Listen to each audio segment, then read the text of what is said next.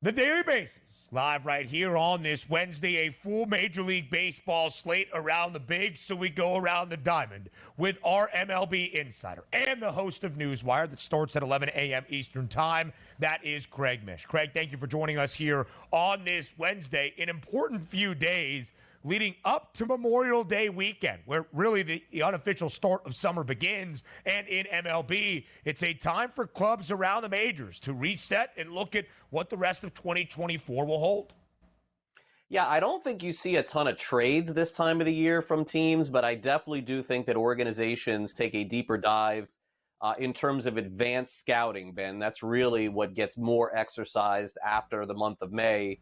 With going around the league and having your scouts. I mean, they're always traveling and always looking at other teams, but really you start honing in on, if you're a good team, honing in on some of the teams that are at the bottom, thinking they're going to make trades, watching them more closely. Yeah. And then it all culminates, of course, with the trade deadline. I know we all wish it would happen sooner, but a lot of money is spent on scouting, and that's what's going to happen in the next couple of months.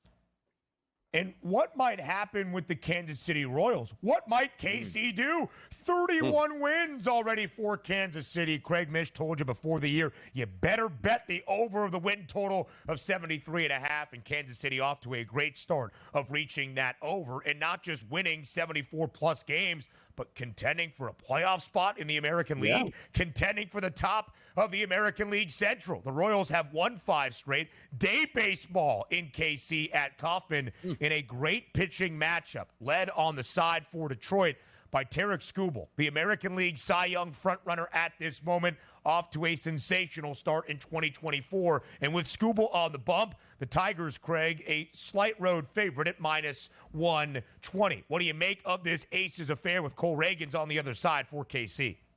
Yeah, you know me, I don't jump up and down with the picks. I said Skubal, though, would win the Cy Young here at the beginning of the year, too. So I think we're going to hit that one. Yeah, I think we're going to hit that one, too. So I think the story for this game, in looking at it a little bit deeper, look, there's no question that Reagans has been as good as advertised for Kansas City. We know Skubal is the best pitcher, probably. I mean, is it fair to say in baseball? I mean, Imanaga, I guess, has a beef in the NL, but it's close. Like, those two guys have been. Yeah, I mean, look, there's a few. But to me, the real story here is not so much Kansas City, is, guys, the Tigers, if you just simply bet on their team total under every day, you're doing great. Like, I don't know what is going on with this team. They faced Miami. They got shut out twice. They go to Arizona. They got shut out again. I mean, that's 27 consecutive innings. Then they bounce back with a few runs. But generally speaking, it's just one of the worst offenses in baseball. And it's sort of hard to figure because they do have a lot of talent there. So I really don't know who's going to win this game today, but that would be one angle that I would look for, regardless of how low it is, guys. Over on FanDuel, I'm going to guess it's probably 3.5 or 4. But the Tigers just are really having a hard time with offense, and I don't think it's going to get any better. So that would be my guess for today. Riley Green maybe to the rescue there for those Detroit Tigers. But if we are taking a look at the AL Cy Young award-winning market here at the FanDuel Sportsbook, Skubal is the prohibitive favorite here, Craig, plus 185, followed by Corbin Burns, who's been very good in Baltimore. Then you see that sort of shelf between Luis Castillo, Cole Reagans, and Pablo Lopez, 14-1, 18-1, and 25-1. Are there anybody outside of Skubal and Burns? Could you see one of those guys picking up? Because I know Tanner Houck's having a very good year here for the Boston Red Sox. He's listed at 30-1 right now. Yeah, this is a market that I think is sort of open and shut, Donnie. I just don't see a lot of opportunity for other pitchers. And then the other thing that factored in for Skubal with me, as far as like a handicap at the beginning of the season, is you never know when pitchers have a major injury, how they're going to respond. But this guy missed a decent amount of time with an injury that usually portends to a very solid recovery, which is what Skubal had. He missed almost an entire year plus, came back through his whatever it was last year, 80, 90 innings, whatever it was, and now he has the full workload. Those are the kind of players to bet on after a Tommy John surgery, not the year after, but 2 years after that. It's almost like that player in the NFL that has the ACL surgery. You don't bet on that guy the first year, but the second year he's fully healthy. It definitely appears to be going that way for Skubal. And the other thing, too, is that if he's within that Cy Young Award range, guys, at the end of the season in Detroit, is sort of out of it, you got to wonder if Detroit's just kind of like, let's just give this guy the Cy Young. Let's make sure he gets it, limit his innings at the end of the season, and make sure he's fully healthy for the next year. Skubal will have to win the Cy Young without any run support. The Tigers are just not a good offensive team. 2 games below 500 now for Detroit. The best team in Major League Baseball, that's the Philadelphia Phillies. The Phillies at home today hosting the reigning champs, the Rangers, who with the loss to Philadelphia yesterday, drop a game below 500. The Phils a favorite at home at the bank tonight, minus 136. Craig, where do you think the story is in this game? Phil's the best team in baseball, 35 wins. The reigning champs, the Rangers, now below 500. Yeah, and the 9.5 total tells you that there could be some potential runs scored today. We know that Bryce Harper hit that home run yesterday after doing his prom duty invitation date. So that was really cool to see that. Harper is becoming more likable by the day. But I mean, I don't know why anybody doesn't like him, but he is becoming more likable. And on the Texas side, Ben, I think that you gave the data point there is that they had a chance early on in the season to pull away from Houston and even to do a good job against Seattle. They did not. We know they have reinforcements coming, but this has been a disappointing first half of the season for the Texas Rangers. You don't come off the World Series and be under 500 on Memorial Day. So coin flip type game for me today, maybe looking toward an over the 9.5, but nothing strong on that for me. 82 degrees, 9-mile-an-hour winds blowing out in Philadelphia today. And Taijuan Walker, say what you want about that pitching staff. He's been that one spot that's like, questionable here. You might be able to get after him. If we are looking at those AL West odds here, because we've been wanting to remove the Houston Astros out of the equation of 2024, but it's a product of their environment here. If you're just going to let them hang around, they sit at a plus 220 price now, 5 games under 500 to win that division because, as you said, nobody's running away with it, Craig.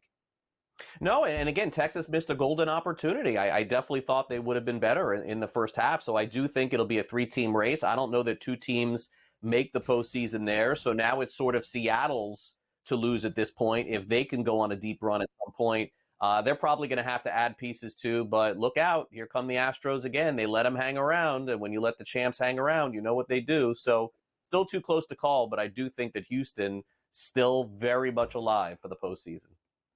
The Mariners, the only team above 500 with a winning record and a slight odds-on favorite to win the AL West. Craig, thank you so much. We'll see you tomorrow and on Newswire starting at 11 a.m. Eastern. More on the early line next. Around Major League Baseball on this full Wednesday slate, about 5 day games as well in MLB around the bigs today. The New York Yankees entered this week, DRS, hottest team in the bigs, 7 consecutive wins for the Pinstripes. Then they started a series against Seattle. Clay Holmes blew his first save of the year on Monday night. They got rocked yesterday as well. The M's have won both of the first 2 games of this series, but a 4-game set. Can the Yankees get back on track today inside Yankee Stadium?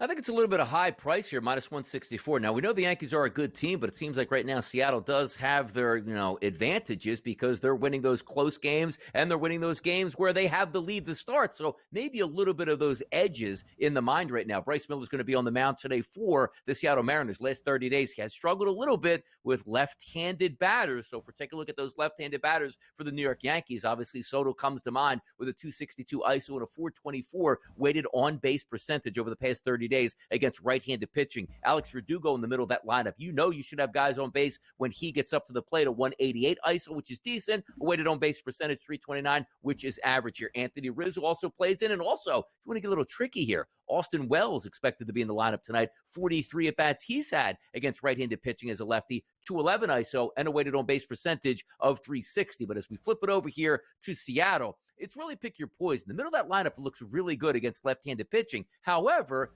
Nestor Cortez hasn't been that bad this season, Ben. Left-handed pitcher dominating versus lefties, and it's been average against righties here. If you're looking for some of those RBI shots, usually comes from Garver and Rowley in the middle of that lineup. But today, I do think the Yankees slightly better here because I think their lineup presents better against the pitching matchup than the other way around here for the Mariners. Yesterday inside the friendly confines, winds blowing out, total at 11.5. We even went to an extra inning, and it stayed well under 4-3. The Cubbies walking it off for an opening victory this midweek series against the Atlanta Braves. Atlanta was a favorite last night. The Braves remain a favorite tonight with Max Fried on the bump for Atlanta. On the other side, it's Justin Steele for the Cubbies. Total only at 9. Which way is the wind blowing today at Wrigley? By the way, the wind is blowing out again today, though. Remember, we were blowing out left field. Now we're going to what? Sheffield Avenue in right field as it's 11 miles an hour. And 71 degrees, which is interesting here. Justin Steele coming in, not a lot of innings on the season, but if we focus on the last 30 days, he is really struggling with right-handed batters to the tune of a 372 ISO and a weighted on base percentage of 422. You look right in that lineup here to lead off. Ronald Acuna Jr., 250 ISO over the past 30 days against lefties. Marcell Ozuna crushing left-handed pitching to the tune of a 308 ISO and a 507 weighted on base percentage here. So I like the way the lineup presents for Atlanta going up against Chicago. But if we turn it over and say, well, what do we have on the mound here? Max Fried's been really good. Take a look at his analytics, Ben. 125 batters that he's faced over the past 30 days, an 053 ISO and a 200 weighted on base percentage. In this entire lineup, we take a look at lefties going against the Cubs, at least the past 30 days. They have been very good at all. The only two bright spots are Morel and Wisdom in the middle of that lineup. Everybody else has been terrible. Should be a Braves day today out in the Wind City.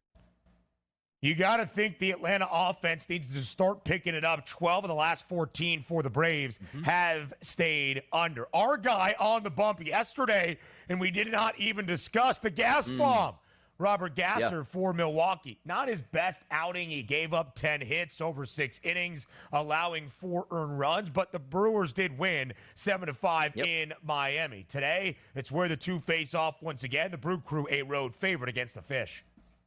Yeah, and by the way, you take a look at some of these numbers. Jesus Luzardo on the mound. Not a great start to the season, but he's been really good over the past 30 days. Now, limited batters, Ben, he's faced, which are 44. Also, power number 023, weighted on base percentage 206. That is really good. Let's take a look at Freddie Peralta, who is a quality major league pitcher, but he has been struggling over the past month here against right-handed batters. The problem is, you don't get too many good looks from lefties or righties in this Marlins lineup. But a guy that's been a bright spot, at least past over the past 30 days, that's Otto Lopez, the young third baseman here. 323 ISO power number, to weighted on base percentage of 461 through 37 at-bats against righties. So you want to get a little tricky there. Otto is your guy today.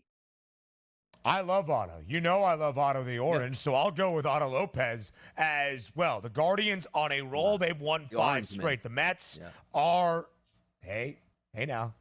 You're not allowed to say that. The Guardians are on a roll. They've won 5 straight. The Mets are struggling. Cleveland, a favorite today at home, minus 130 to make it 6 in a row. Quickly, DRS. Will the Guardians do that? I'm just, let's not even handicap the game. The Mets think out loud. Right. So, yes, the Guardians should be able to handle their business today. How's that for a handicap?